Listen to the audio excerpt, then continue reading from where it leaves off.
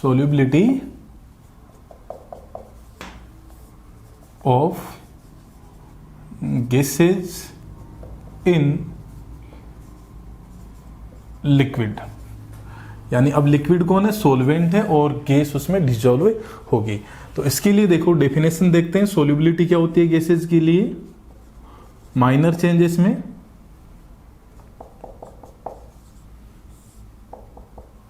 देखिए the volume of gas इन घन से में centimetre cube, the volume of gas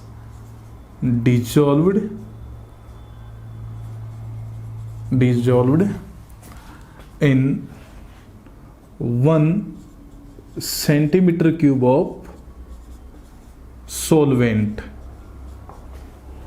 to form a saturated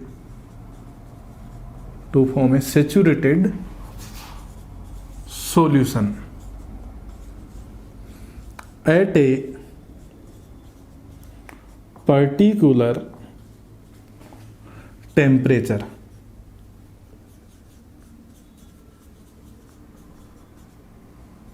It's called solubility. ठीक है, माइनर चेंज क्या है कि यहां गैस है तो उसका वॉल्यूम हमने लिया है, क्लियर, ये माइनर चेंज इसका है।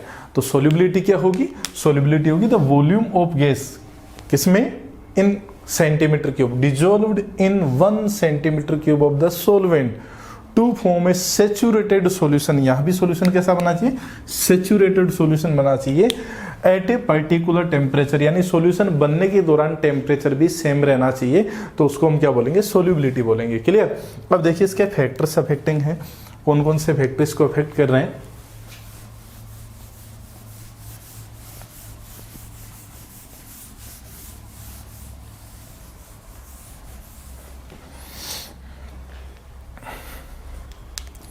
फर्स्ट फैक्टर है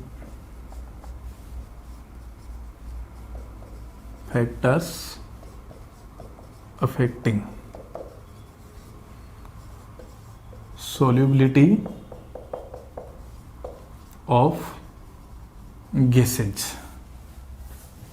देखिए फर्स्ट फैक्टर क्या है, nature of gas, nature of gas, gas का नेचर हमें देखना है।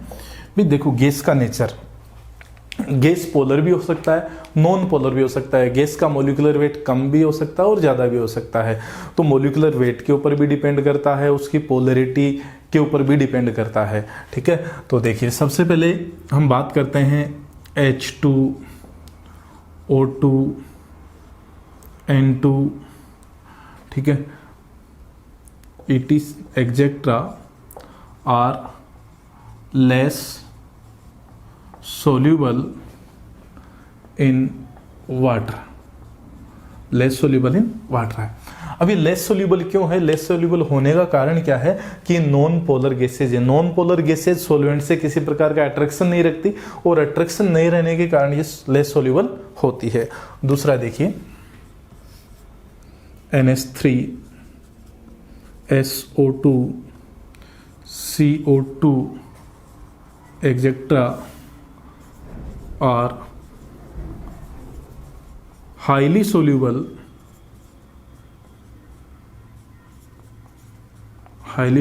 in water.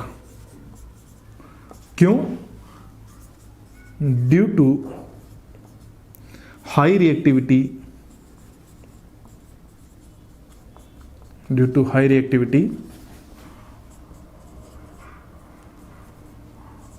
टुवर्ड्स वाटर, ठीक है।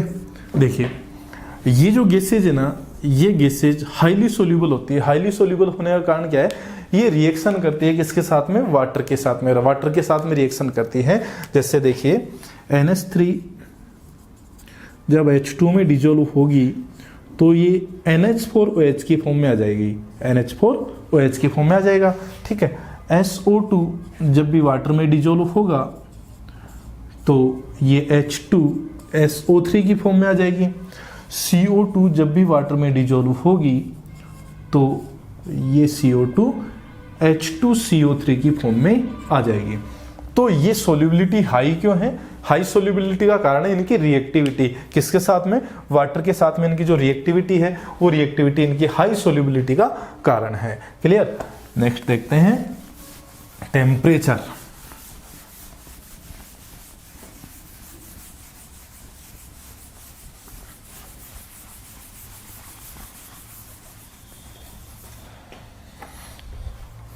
Second factor temperature. देखिए टेम्परेचर का इफेक्ट क्या होगा, जब भी कोई गैस डिजोल्व होती है किसमें? सॉल्वेंट में।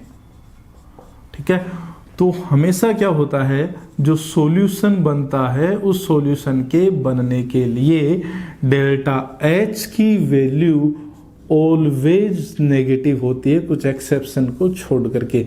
ठीक है, तो ये डेल्टा H की वैल्यू कैसी है? नेगेटिव है, यानी कि ये गैस का डिजोल्यूशन जो है ना वो एक एक्जोथर्मिक प्रोसेस है। वो क्या है? एक एक्जोथर्मिक प्रोसेस। दैट मीन्स इसका कारण क्या होगा? टेम्परेचर जैसे ही आप इंक्रीज करोगे तो टेम्परेचर इंक्रीज करने पर सोल्यूबिलिटी ऑफ गैस क्या होगी? डिक्रीज होगी। ठीक है, अकॉर्डिंग टू ली-चैटलियर प्रिंसिपल। ठीक है, तो टेम्परेचर जैसे आप इंक्रीज करोगे तो सोल्यूबिलिटी क्या होगी? गैस की डिक्रीज होगी। क्यों?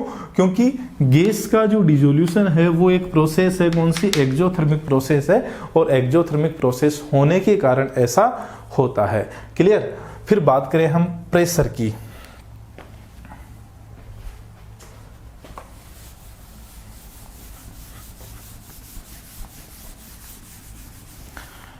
नेक्स्ट फैक्टर अपने पास में है वो है प्रेशर।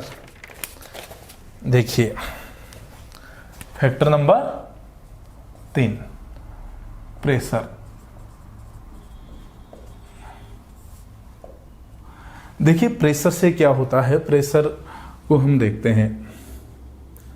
एक सिंपल कंटेनर लिया हमने और उस कंटेनर में कोई भी सॉल्वेंट डाल दिया, वाटर वगैरह कोई भी सॉल्वेंट, और एक नॉर्मल कंडीशन की बात करते हैं कि ओनली एटमॉस्फेरिक प्रेशर जो 1 atm होता है, 1 atm प्रेशर है एटमॉस्फेरिक प्रेशर। तो 1 atm प्रेशर के ऊपर जो गैस मॉलिक्यूल है वो गैस मॉलिक्यूल इस तरीके से इस वाटर सरफेस के ऊपर है, और ये गैस मॉलिक्यूल क्या करते हैं? कोलिजन करते हैं किसके ऊपर? वाटर सरफेस के ऊपर। ठीक है, एक ये वाली कंडीशन देखिए, और सेकंड कंडीशन देखो ये वाली जिसमें प्रेशर को हमने इंक्रीज कर दिया। ये वाटर सरफेस है और प्रेशर को हमने क्या किया? इसकी जगह 2 atm कर दिया, 2 एटमॉस्फेरिक प्रेशर इसको कर दिया।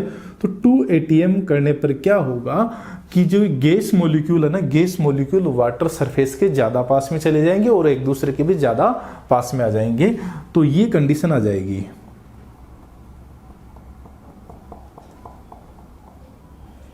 ठीक है, इस तरीके की कंडीशन बन जाएगी।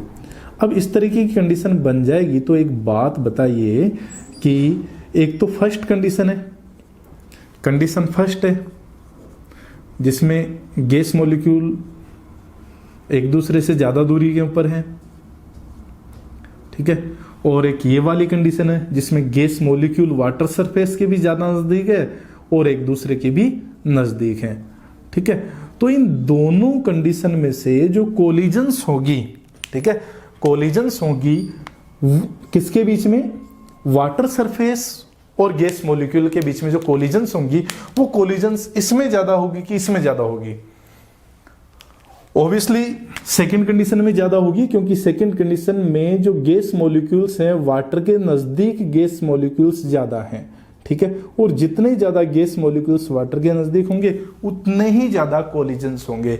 तो ये collisions, number of collisions increase हो जाते हैं। नंबर ऑफ कोलिजन्स इंक्रीज होने के कारण डिसोल्यूशन जो गैस का है वो बढ़ता है, यानी कि सोल्यूबिलिटी बढ़ती है। क्लियर। फर्स्ट कंडीशन में देखो प्रेशर जब कम है तो कोलिजन्स जो है ना किसके बीच में, गैस मॉलिक्यूल और वाटर के बीच में कोलिजन्स कम है, और कोलिजन्स कम होने के कारण सोल्यूबिलिटी भी कम होती है। लेकिन जैसे आप प्रेशर को इंक्रीज करते हैं तो प्रेशर को इंक्रीज करने पर गैस मॉलिक्यूल वाटर सरफेस के ज़्यादा नज़दीक आ जाते हैं और ज़्यादा नंबर में आ जाते हैं।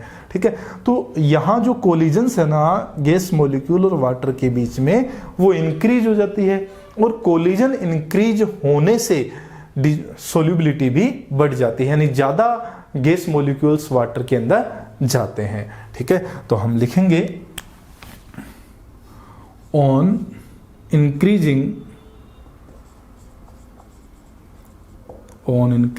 Pressure solubility of gases increases due to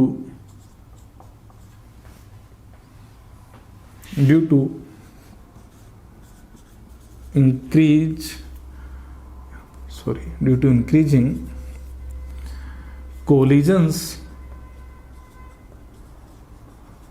between gas molecule and water, that means solvent surface। ठीक है, तो गैस मॉलिक्यूल्स और सॉल्वेंट सरफेस के बीच में कोलिजन्स इंक्रीज होने के कारण क्या होता है, ये सोल्यूबिलिटी इंक्रीज होती है, जैसा कि हमने डायग्राम के अंदर देखा। गैस की सोल्यूबिलिटी के ऊपर प्रेशर का जो इफेक्ट है उसको अपन हेनरीज लॉ के द्वारा इजीली समझ सकते हैं। देखिए हेनरीज लॉ क्या कहता है,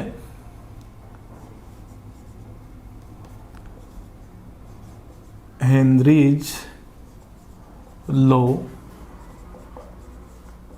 states that the mass of gas dissolved in liquid is directly proportional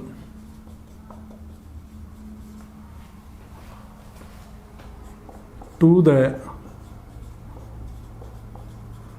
pressure of gas present in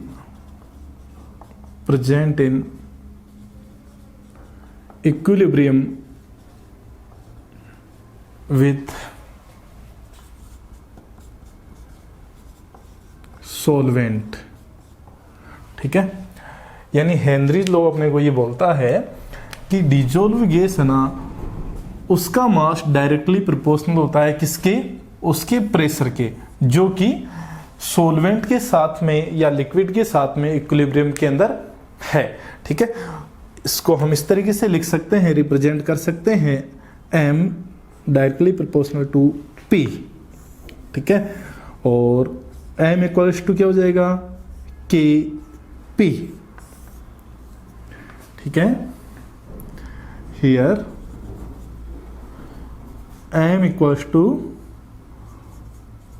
mass of gas dissolved in liquid, P pressure of gas and K proportionality constant। ठीक है, अब देखिए ये जो K है ना, ये कौन कौन सी चीजों के ऊपर डिपेंड करता है, ये डिपेंड करता है नेचर ऑफ सोल्यूट, दूसरा नेचर ऑफ सोलवेंट, ठीक है, और थर्ड टेम्परेचर, ठीक है। इन तीनों के ऊपर ये डिपेंड करता है जो प्रोपोर्शनलिटी कांस्टेंट होता है, nature of solute, nature of solvent and temperature, ठीक है। देखिए अब हम क्या करें, जो ये मास ऑफ सोल्यूट है इसको मोल फ्रैक्शन की फॉर्म में लें, ठीक है। मास ऑफ सोल्यूट को किसकी फॉर्म में लें, मोल फ्रैक्शन की फॉर्म में, तो क्या रिजल्ट अपने पास आएगा।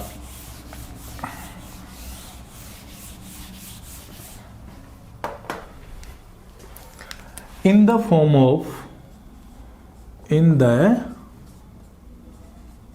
of mole fraction, in the form of mole fraction।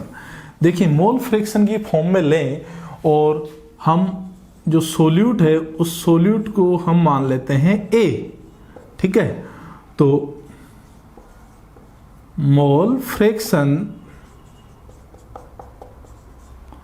Of solute यानी कि गैस, इसको हम लिख देते हैं XA, ठीक है।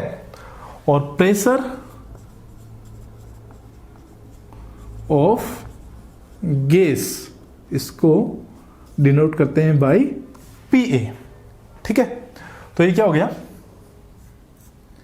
मोल fraction of gas is directly proportional to partial pressure of A and mole fraction of A equals to K dash PA। देखिए अब हमने क्या किया, यहाँ जो कांस्टेंट लगाया वो भी प्रोपोर्शनलिटी कांस्टेंट है लेकिन यहाँ डैश लगा दिया। अब देखिए XA और XA यहाँ हमें डिफाइन किया हुआ है, PA बताया हुआ है, तो K डैश क्या है, वो ही प्रोपोर्शनलिटी कांस्टेंट, और ये किसके ऊपर डिपेंड करता है, ये भी डिपेंड करता है नेचर ऑफ गैस यानी कि सोल्यूट और नेचर ऑफ सोलवेंट यानी कि लिक्विड एंड टेम्परेचर, इन तीनों के ऊपर ये डिपेंड करता है, ठीक है। देखिए अपने पास है m equals to KP and XA equals to K dash P, ठीक है। इसको इक्वेशन 1 ले लेते हैं, इसको इक्वेशन 2 ले लेते हैं, ठीक है। फ्रॉम इक्वेशन 2 से हम ये कर सकते हैं, partial pressure of A equals to 1 by K dash mole fraction of A, ठीक है। और फिर इसको इस तरीके से राइट कर सकते हैं, partial pressure of A equals to KH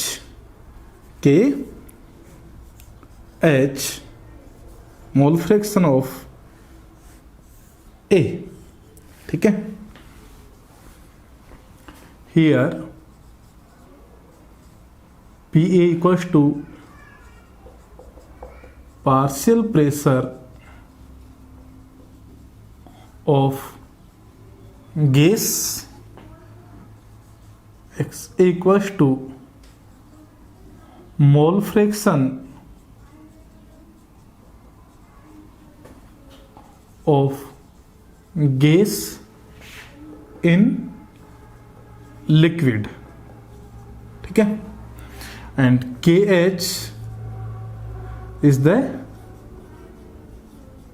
Henrys constant. Henry's constant depends upon nature of gas यानी कि solute and nature of solvent यानी कि लिक्विड एंड टेम्परेचर। देखिए जो हेनरीज लॉ है, उस हेनरीज लॉ में जो हेनरीज कांस्टेंट KH है वो डिपेंड करेगा nature of gas, nature of solvent and temperature. ये 3 फॉर्म्स अपने पास अवेलेबल है किसकी, हेनरीज लॉ की।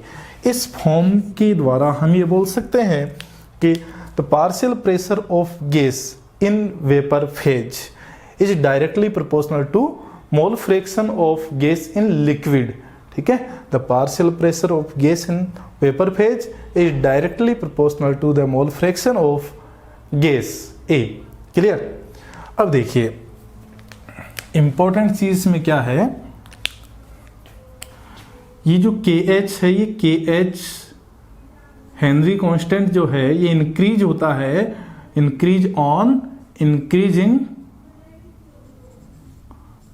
टेम्परेचर।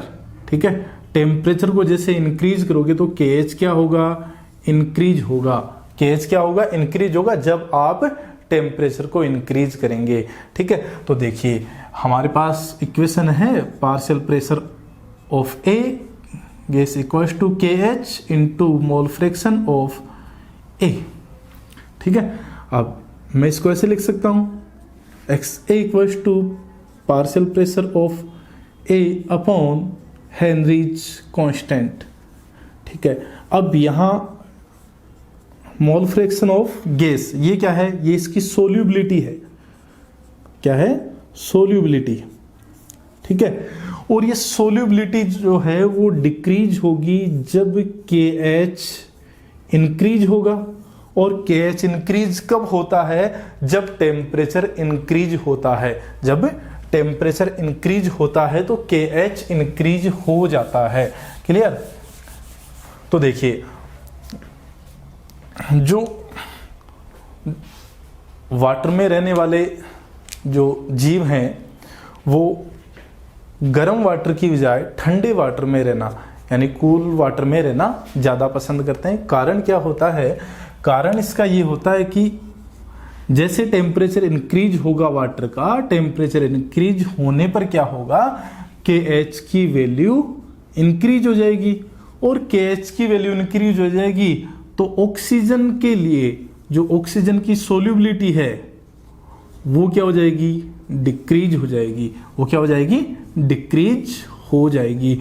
और ऑक्सीजन की सोल्यूबिलिटी डिक्रीज होगी तो जो जलीय जीव हैं उनको ब्रीथिंग में परेशानी होगी। और ब्रीथिंग में परेशानी होने के कारण वो क्या करते हैं, कूल वाटर में रहना पसंद करते हैं हॉट वाटर की बजाय, क्योंकि हॉट वाटर में ऑक्सीजन कम होता है और ऑक्सीजन कम होती है तो ब्रीथिंग में परेशानी होती है। क्लियर। देखिए graphical representation of Henry's law. Henry's law हमारे पास इसका जो फॉर्मूला है वो है P = KH और ये जो फॉर्मूला है ये इक्वल है किसके, Y = M × X।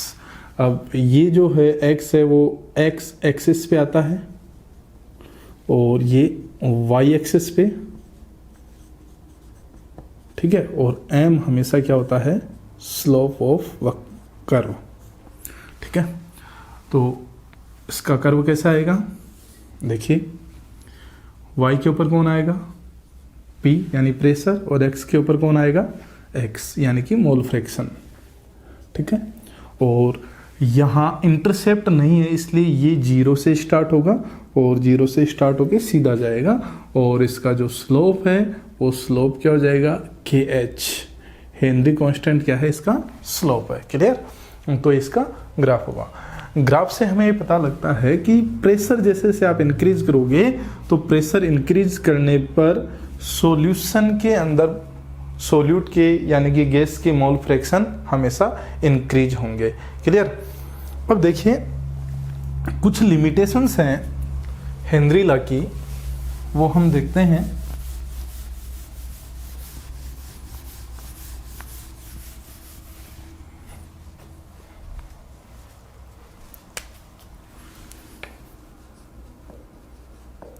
लिमिटेशंस देखिए, फर्स्ट लिमिटेशन क्या है, pressure should not be very high।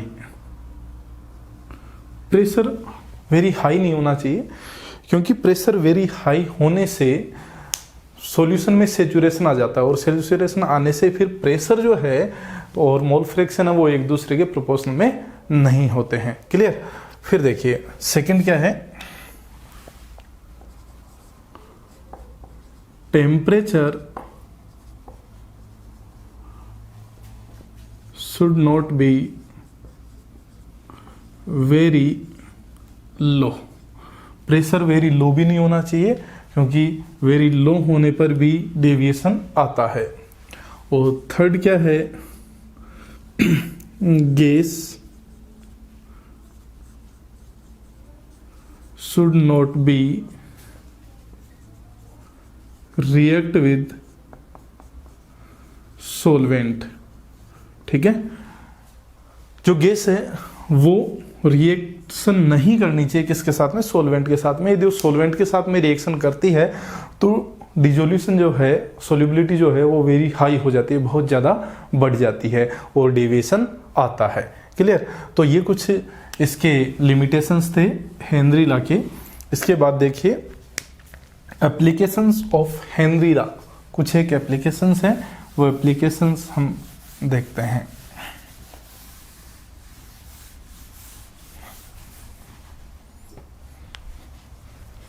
Applications,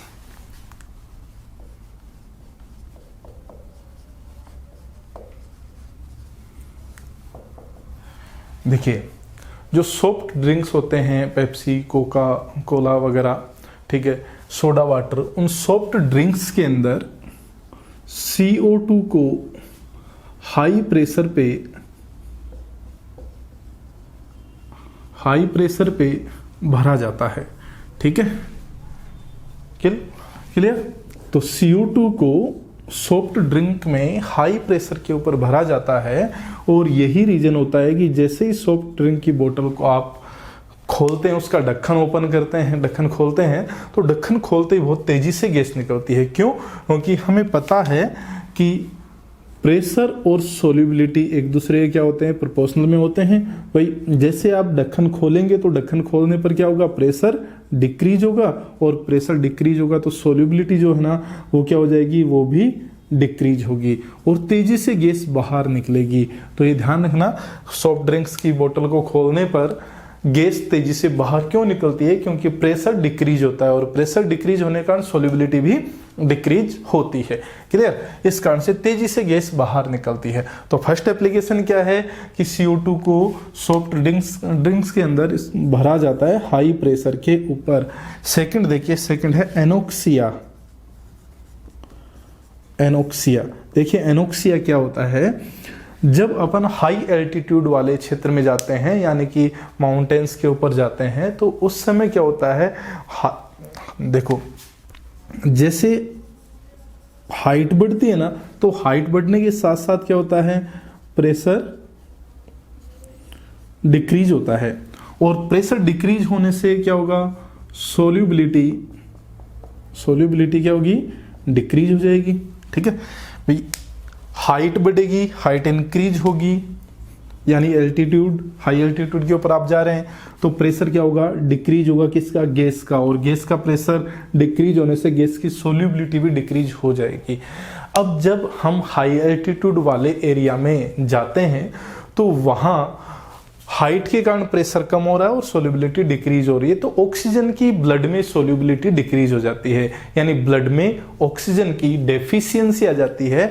और जब ब्लड में ऑक्सीजन की डेफिशिएंसी आती है तो ऐसी कंडीशन के अंदर हमारे शरीर में, हमारे दिमाग में थिंकिंग एबिलिटी जो है वो डिक्रीज हो जाती है, थिंकिंग एबिलिटी डिक्रीज हो जाती है। और इसी परिस्थिति को अपन, इसी कंडीशन को हम क्या बोलते हैं, एनोक्सिया बोलते हैं। इसी कंडीशन को क्या बोलते हैं, एनोक्सिया बोलते हैं। क्लियर। तो देखिए हाई एल्टीट्यूड पर क्या होता है, प्रेशर डिक्रीज होता है गैस का और सोल्यूबिलिटी डिक्रीज होती है, तो इस कारण से ऑक्सीजन का पार्शियल प्रेशर भी कम होगा और ऑक्सीजन की ब्लड में सोल्यूबिलिटी डिक्रीज हो जाएगी। ब्लड में ऑक्सीजन की कमी से क्या होगा, थिंकिंग एबिलिटी डिक्रीज होगी, और थिंकिंग एबिलिटी डिक्रीज होगी, उसी कंडीशन को हम क्या बोल रहे हैं, एनोक्सिया बोल रहे हैं। ठीक है, क्लियर। थर्ड देखिए, थर्ड है बैंड्स।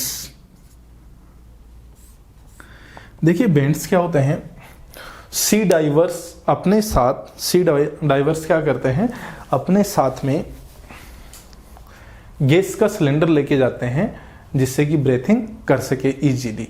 अब उस गैस के सिलेंडर में क्या होता है, मैक्सिमम अमाउंट किसका होता है, नाइट्रोजन का, उससे कम ऑक्सीजन, फिर CO2 और अदर गैसेज होती हैं। ठीक है, अब देखिए जैसे जैसे आप सी के अंदर नीचे जाते जाओगे वैसे वैसे क्या होगा, प्रेशर बढ़ेगा, और प्रेशर बढ़ने से इनकी सोल्यूबिलिटी क्या हो जाएगी, इंक्रीज हो जाएगी। इन सभी की सोल्यूबिलिटी इंक्रीज हो जाती है। ठीक है, अब ऑक्सीजन की सोल्यूबिलिटी कोई ज़्यादा नुकसान नहीं पहुंचाती अपने को, क्यों, क्योंकि ऑक्सीजन शरीर के अंदर ऑक्सीडेशन के अंदर काम में आ जाती है। CO2 किसी काम में नहीं आती, लेकिन CO2 की जो अमाउंट है वो 0.03% होता है, तो वैसे नुकसानदायक नहीं होता। लेकिन नाइट्रोजन जो है ना, ये लगभग 79% होता है। तो नाइट्रोजन बहुत ज़्यादा डिजोल्व होती है ब्लड के अंदर प्रेशर बढ़ने के कारण। जैसे नीचे जा रहे हैं, नीचे जाने के साथ प्रेशर बढ़ेगा तो इसकी सोल्यूबिलिटी बहुत ज़्यादा बढ़ेगी। ठीक है, लेकिन जब वापस ऊपर आते हैं तो वापस ऊपर आने पर क्या होता है भाई, नाइट्रोजन ब्लड में किसी काम की नहीं है, नॉन रिएक्टिव है, टॉक्सिक का काम करती है वहाँ, तो वहाँ किसी काम में नहीं आती। केवल ऑक्सीजन है वो ऑक्सीडेशन के अंदर काम में आ जाती है। और CO2 भी किसी काम में नहीं आती, लेकिन CO2 प्रॉब्लम क्यों नहीं करती, क्योंकि CO2 का परसेंट यानी इसकी क्वांटिटी बहुत कम है। तो सबसे ज़्यादा क्वांटिटी किसकी, नाइट्रोजन की, और वो भी अपने ब्लड में किसी काम में नहीं आ रही। अब ये जब ब्लड में किसी काम में नहीं आ रही, तो इस कंडीशन में देखो क्या होता है, जब सी डाइवर्स वापस ऊपर आते हैं तो वापस ऊपर आने से प्रेशर क्या होगा, डिक्रीज होगा, और प्रेशर डिक्रीज होने से नाइट्रोजन की सोल्यूबिलिटी डिक्रीज होगी, और सोल्यूबिलिटी डिक्रीज होगी तो नाइट्रोजन जो है ना वो बबल्स के रूप में, बबल्स की फॉर्म में आ जाएगी। और वो बबल्स है ना अपनी जो ब्लड वेसल्स होती है, उन ब्लड वेसल्स के अंदर वो बबल्स आ जाते हैं। जहां ये बबल्स आते हैं वहां क्या होता है, पेन होता है, ऐसे यानी पेन होता है, और इस पेन वाली कंडीशन को ही हम अपन क्या बोलते हैं, इसी कंडीशन को हम अपन बोलते हैं बेंड्स। ठीक है, इससे कई बार तो डेथ भी हो जाती है, बेंड्स इतने ज़्यादा होते हैं कि कई बार डेथ हो जाती है। अब इसका सॉल्यूशन क्या करें, इस बेंड्स का या इस पेन का हम सॉल्यूशन क्या करें, इसके लिए ये किया जा सकता है कि नाइट्रोजन की जो क्वांटिटी है उसको किसी ऐसी गैस से रिप्लेस कर दीजिए जो नॉन रिएक्टिव है, जो किसी प्रकार की रिएक्शन नहीं करती है और जिसकी सोल्यूबिलिटी भी बहुत कम होती है। ठीक है, तो हम क्या करते हैं, हम इस गैसीय मिक्सर को, गैसेस मिक्सर जो सिलेंडर में लेके जा रहे हैं साथ में, उस गैसेस मिक्सर में हीलियम डालते हैं और हीलियम डाल करके उसको डाइल्यूट कर देते हैं। ठीक है, तो बेंड्स से बचने के लिए क्या किया जाता है, हीलियम डालते हैं और हीलियम डाल करके उसको डाइल्यूट कर दिया जाता है। क्लियर, देखिए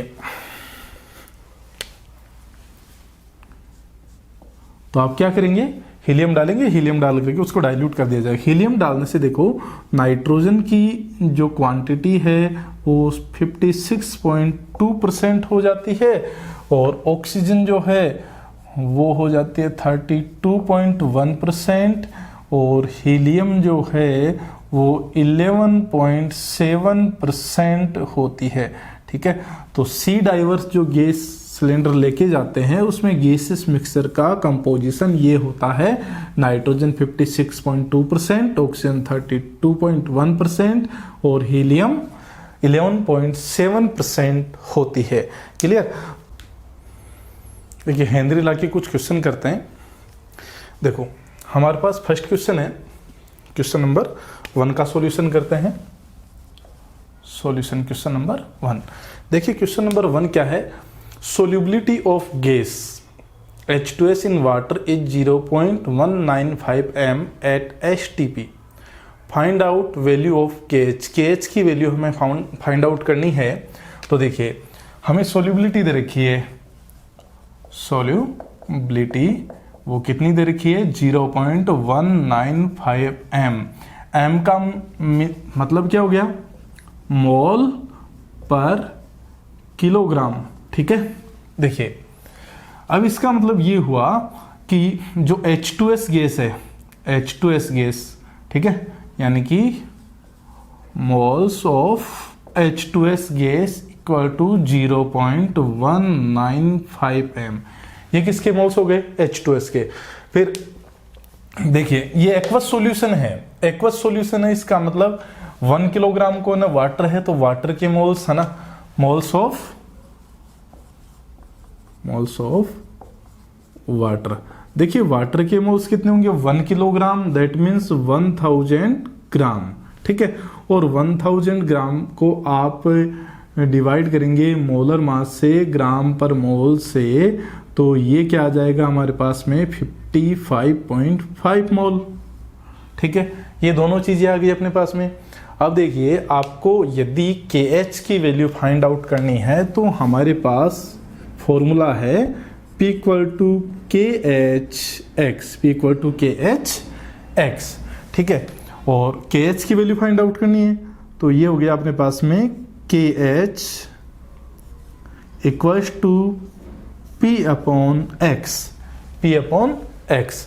और देखिए हमें क्वेश्चन में क्या दे रखा है? एट HTP, यानी कि जो प्रेशर है, वैल्यू ऑफ P क्या हो गई? वैल्यू ऑफ P हो गई 1 बार। क्या हो गई? 1 बार, ठीक है। अब देखिए हमें सबसे पहले x को फाइंड आउट करना है, P हमें पता है, x को फाइंड आउट करना है, तो x को फाइंड आउट करने के लिए x इक्वल्स टू क्या हो गया? N1 upon N1 plus N2, ठीक है, क्लियर। यानी कि N1 आप H2S को ले लीजिए, N1 क्या है? H2S, और N1 यहाँ H2S, और ये N2 क्या हो गया? H2O हो गया, ये हो गया H2O। अब देखिए x की वैल्यू फाइंड आउट करने के लिए आपको 0.195, ये तो मोल्स किसके हो गए? ये तो मोल्स हो गए किसके? H2S के, ठीक है। और NH2S और NH2S 0.195 प्लस 55.5, तो ये हमारे पास आ जाएगा 3.5 इंटू 10 टू पावर माइनस 3, ये आ जाएगा अपने पास में मोल फ्रैक्शन ऑफ सॉल्यूट, क्लियर। अभी मोल फ्रैक्शन ऑफ सॉल्यूट हमारे पास आ गए, तो इसके बाद हम क्या कर सकते हैं? KH की वैल्यू फाइंड आउट कर सकते हैं। तो KH इक्वल्स टू क्या हो गया? KH इक्वल्स टू हो गया 1 divide by 3.5 into 10 to power minus 3, clear. तो 10 टू पावर माइनस 3 ऊपर जाएगा, तो 1 डिवाइड बाई 3.5 और ये 10 टू पावर 3 हो गया, ठीक है। और अब आप इसको सॉल्व करेंगे तो ये आ जाएगा 2.8 इंटू 10 टू पावर माइनस 2 बार। ये हमारे पास KH की वैल्यू आ गई, क्लियर। इस तरीके से ये हो जाएगा। क्वेश्चन नंबर 2 देखिए क्वेश्चन नंबर 2 क्या है? If N2 gas is bubbled through water at 298 Kelvin, how many millimoles of nitrogen gas would dissolve in 1 litre of H2O, ठीक है। और इसके लिए हमें नाइट्रोजन का प्रेशर दे रखा है 0.987 बार, और KH की वैल्यू दे रखी है 76.48 बार, ठीक है। देखिए इसमें हमें फाइंड आउट क्या करना है? फाइंड आउट करना है 1 लीटर वाटर के अंदर नाइट्रोजन कितनी डिजोल्व है, वो हमें फाइंड आउट करना है, ठीक है। और वो भी किसे? मिलीमोल्स के अंदर फाइंड आउट करना है। तो देखिए क्वेश्चन नंबर 2 का हम सॉल्यूशन करते हैं। क्वेश्चन नंबर 2 का सॉल्यूशन, ठीक है। देखिए क्वेश्चन नंबर 2 में हमें दे रखा है, जो चीजें गिवन है वो देखिए, वॉल्यूम ऑफ वाटर कितना है? 1 litre, that means 1000 ml, that means 1000 ग्राम।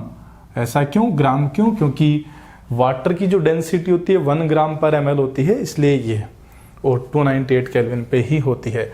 और हमें दे रखा है PN2 नाइट्रोजन का पार्शियल प्रेशर 0.987 बार, हमें दे रखा है KH की वैल्यू 76.48 किलो बार, जिसको हम लिख सकते हैं 76.48 इंटू 10⁻³ बार। किलो में 10⁻³ होता है, तो ये हम इसको लिख सकते हैं। अब हमें क्या चीज़ देखनी है, हमें फाइंड आउट करनी है millimoles of the nitrogen dissolved in 1 litre of water. तो सबसे पहले देखिए x इक्वल्स टू क्या हो जाएगा, सबसे पहले हमें मोल फ्रैक्शन देखने हैं किसके, नाइट्रोजन के। तो x इक्वल्स टू क्या हो गया, P/KH, और P हमें गिवन है, प्रेशर गिवन है इसका 0.987, ठीक है, डिवाइड बाय 76, KH की वैल्यू 76.48 इंटू 10⁻³ अब देखिए ये अपने पास 3 ऊपर जाएगा तो 10⁻³ हो जाएगा, यानी कि 0.987 डिवाइड बाई 76.48 इंटू 10⁻³ और ये हमारे पास आ जाएगा 1.295 इंटू 10⁻⁵। ये अपने पास x की वैल्यू आ गई, ठीक है, ये अपने पास किसकी वैल्यू हो गई, x की वैल्यू आ गई। अब देखिए, अब हमें तो मिलीमोल्स चाहिए किसके, नाइट्रोजन के, जो कि 1 लीटर वाटर के अंदर डिजोल्व है, ठीक है। तो देखिए हम ऐसे लिख सकते हैं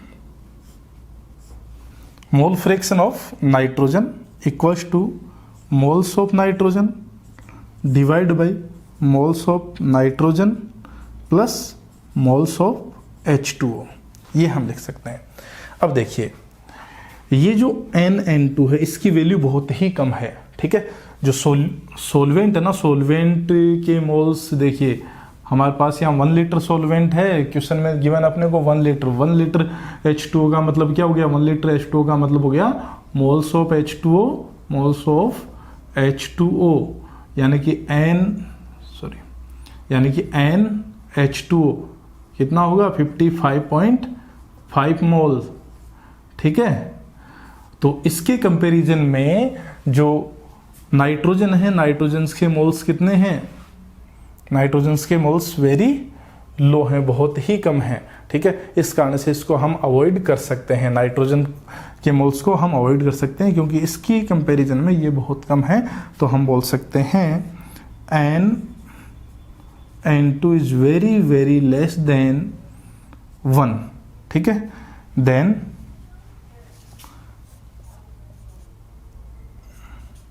मोल fraction of nitrogen equals to moles of nitrogen divide by moles of H2O, ठीक है। इसको हमने क्या कर दिया, अवॉइड कर दिया क्योंकि वेरी वेरी लेस देन 1 है, इस वजह से।